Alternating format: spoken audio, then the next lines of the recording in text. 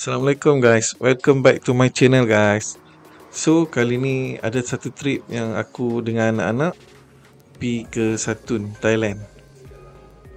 So sebelum pergi, macam biasalah kami akan beli insurans dulu dekat tempat yang selalu kami belilah. Dan terus tukar duit jugalah daripada duit Malaysia ke Baht.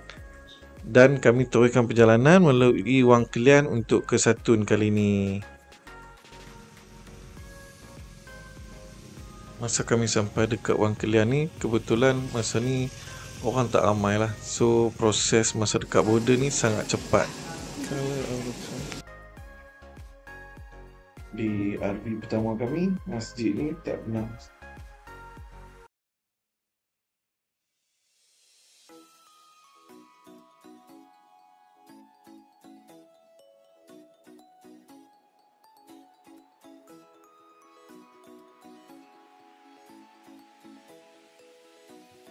Sampai saja di Pak Bara, suasana dia tengok lain sikit lah. Keadaan tak sibuk, taklah terlampau bising, dan memang tak ramai pelancong masa ni.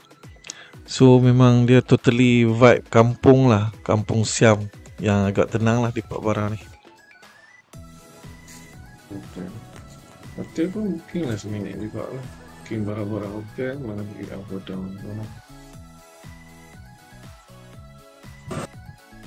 So dalam bilik hotel ni, dalam bilik ni menarik juga lah. Bilik ni betul-betul di depan dia ada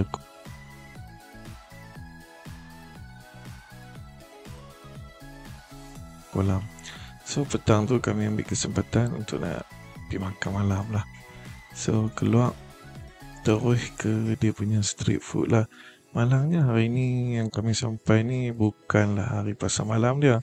Kalau hari pasar malam dia, banyak lagi lah gerai-gerai yang ada di tepi jalan ni. Oh, ini fresh stars. Đồ thấy chủ Nggak ada.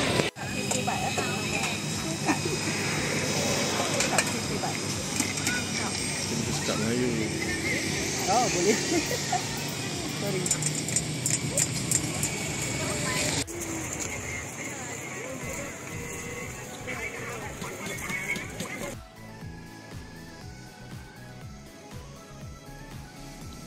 Tu aku singgah dekat kedai makan tepi jalan sajalah. Kedai ni kedai halal, mostly dekat Pak Bara ni kebanyakannya kedai halal lah. So makan kat sini not bad, boleh lah dengan tekak kita orang Malaysia ni. Harga pun taklah terlampau mahal untuk family besar macam aku ni.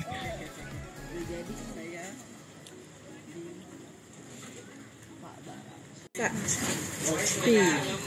Satu. Pi. Pak. Pi. Berapa? Pak.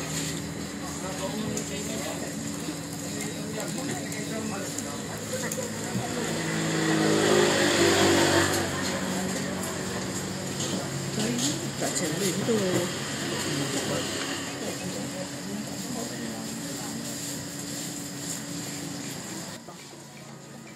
Okey, Satun ni bukan satu destinasi pelancongan yang popular macam Krabi ataupun Phuket lah.